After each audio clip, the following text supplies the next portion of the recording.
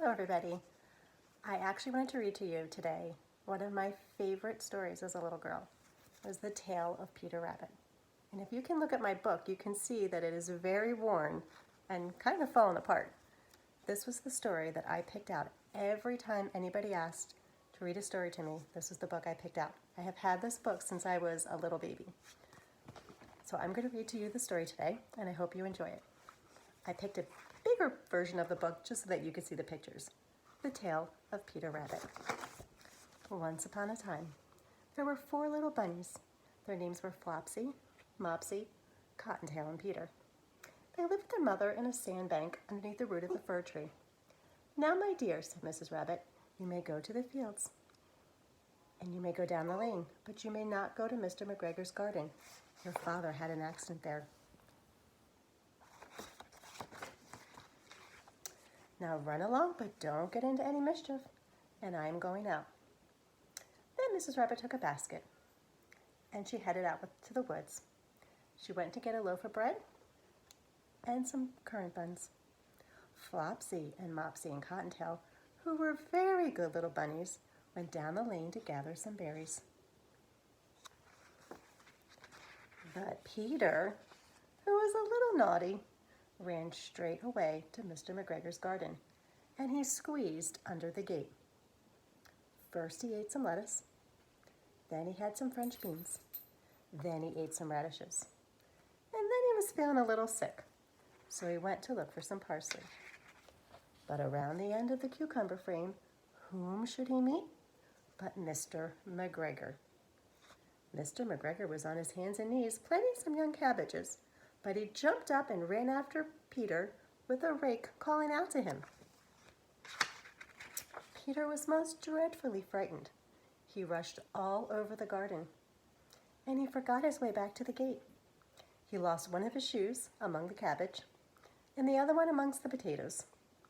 After losing them, he ran on all 4 legs, and he might have gotten away if he had not unfortunately run into a gooseberry net, and he got caught by the large buttons on his jacket.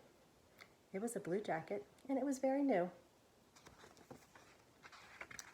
Peter gave himself up for lost, and he shed some big tears. But then some friendly sparrows came to his rescue, and they implored him to exert himself. As Mr. McGregor was coming up upon him, Peter wiggled free just in time, but he left his jacket behind.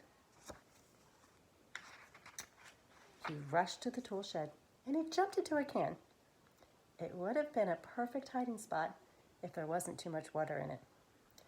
Mr. McGregor was quite sure that Peter was hidden somewhere in the shed, perhaps underneath a flower pot. He began to turn them over carefully, and then suddenly Peter went ka-choo, and Mr. McGregor was after him in no time at all.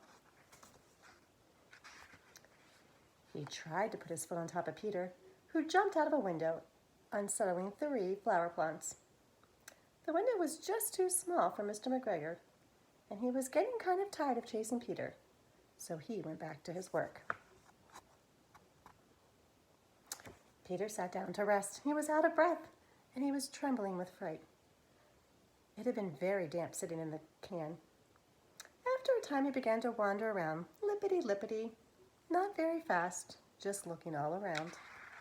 And then he found a wall, but it was locked, and there was no way that a little rabbit was going to squeeze underneath of it. Then an old mouse was running in and out over the doorstep, carrying peas and beans to her family. Peter asked her the way to the gate, but she had such a large pea in her mouth that she just shook her head and didn't answer. Peter began to cry. Then he tried to find his way straight across the garden, but became more and more puzzled. Presently he found a pond where Mr. McGregor had filled his water cans, and there was a white cat sitting very still, and the tip of her tail was twitching back and forth. Peter thought it best to get away from the cat. He'd heard all about cats from his cousin Benjamin Bunny. He went down towards the tool shed, but suddenly, quite close to him, he heard the noise of a hoe going scritch, scratch. He scuttered underneath the bushes, but then nothing happened. So he came out, and he climbed into a wheelbarrow, and he peeked over. The first thing he saw was Mr. McGregor, But the second thing he saw was the gate. Peter got down very quietly and started running as fast as he could. He ran straight past the blackcurrant bushes. Mr. McGregor caught sight of him, but he slipped under the gate before he could get him. Mr. McGregor hung up the little blue jacket to frighten the birds away. Peter never stopped running or looked back. He ran all the way home. He was so tired that he flopped down. His mother was busy cooking. She wondered what he had done with his clothes. It was the second jacket and pair of shoes that he had lost.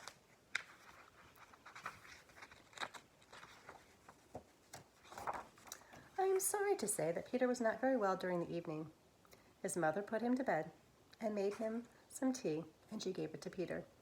But Flopsy, Mopsy, and Cottontail enjoyed the bread and milk and blackberries. The end. I hope you enjoyed the story of Peter Rabbit. And I think it would be really fun to ask your family what their favorite story was. I know this was mine when I was your age, but I bet you would be really excited to find out some of the stories that your parents or family members loved when they were little. I'll see you soon.